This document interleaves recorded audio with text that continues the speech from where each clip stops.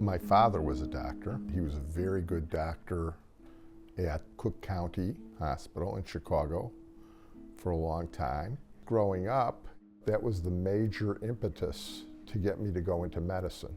Both my parents encouraged me, my sister too, and I was accepted into the 6-year med program at Northwestern, where I got my medical education. I did my residency training, internship residency training, both at Northwestern and at Cook County, and worked at the University of Illinois Chicago Hospital. I opened up the medical intensive care unit there, and then I transferred back to Cook County and directed the medical intensive care unit there for 25 years. From 1981 to 2007. I was at County for the AIDS epidemic, and the first couple of years I was there, we didn't even know what it was. But Cook County got the third most AIDS cases in the country. I remember we saw a case once of a boy who came in with Kaposi sarcoma, which is an unusual skin cancer, which is very rare.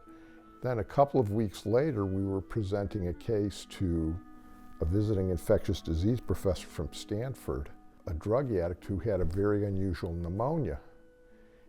And then about 6 months later, we had a Haitian patient who had a really unusual brain lesion. This was before they really knew what AIDS was.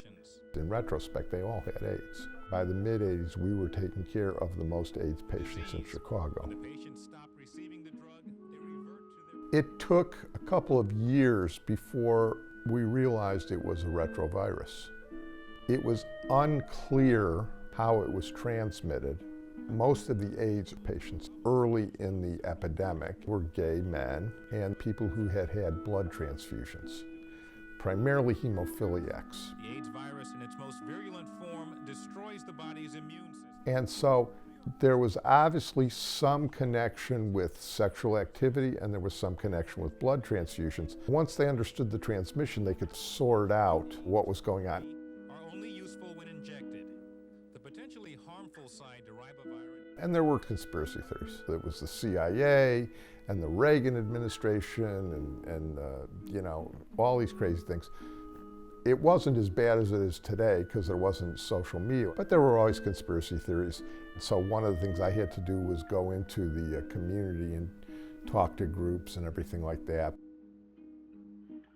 Princess Diana had a lot to do with acceptance of AIDS. I should say that I didn't meet Princess Diana when she came to Cook County, but I snuck my daughters in because I knew she was coming, and she walked right by my office, and I snuck my daughters in, so both my daughters got to shake Princess Diana's hand. This was about a year before she died. There were key patients, Rock Hudson. There was Arthur Ashe who got it because he had a blood transfusion.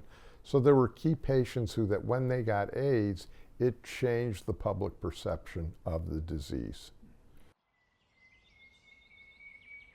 And what you see in these situations is you see a learning curve. So we learned stuff to do and we learned stuff not to do, and we learned how to take care of them better. And a year later, we had survivors. But then there was I would say a seminal event in my life, a very important event in my life. There was a heat wave in Chicago in 1995. The most extreme level of Chicago's heat alert system. Between 700 and 800 people died. And every 5 years, you know, every 5th anniversary, 10th anniversary, 20th anniversary, 25th anniversary. So next year will be the 30th anniversary of the heat wave. I will guarantee you 100% people will be calling because I was one of the people in Chicago who took care of many of those people. And there's a lot of misconceptions about what happened. It was a terrible thing, but it wasn't like a tornado hit or a hurricane hit. It happened over a Thursday, Friday, Saturday, Sunday, so it happened over a weekend on top of this, you know, a weekend in the summer when the reporting is down and second shifts are on and everything like that. But we didn't realize the health effects and how many people were dying from it until about halfway in. Some of them died of heat stroke, their body temperatures went up. Many of them died of cardiovascular complications. Many of them died of heart attacks or strokes. But the majority of the people were old people, a lot of them from the poor areas who had no air conditioning. There was no communications. There weren't people checking up on them. And they died in their apartments without air conditioning. They died of the heat. So we knew that we had bad stuff happening. And the county didn't have any air conditioning in non-intensive care areas. So there were actually a couple of people who died in the hospital of heat stroke. Now, the consequences of that are we're much better prepared today. And we're better prepared because we have much better communications for everybody. We know to get high-risk people into cool areas, but we can prevent a lot of the problems through mass communication and opening shelters and things like that. And that was a direct consequence of what happened 30 years ago.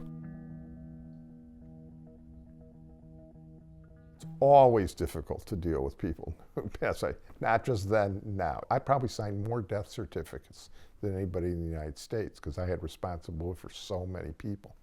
It was always difficult to do that. That never gets easy, and if it ever gets easy, something's wrong with what you're doing. Now, people have different approaches to that. And my approach to that is, we're going to figure out our best avenue to get you to survive. But you do that knowing that there are certain times when it isn't going to happen. Hardest thing I ever had to do is tell families a relative died. That never gets easy. I was pessimistic, but I never felt hopeless. And the reason I never felt hopeless was because I learned this from my father, that things will change. I saw people early in my medical career that died, and we knew they were going to die, and if we were taking care of them today, they wouldn't have died. And so you always have to have that in mind, that there's a future down the road.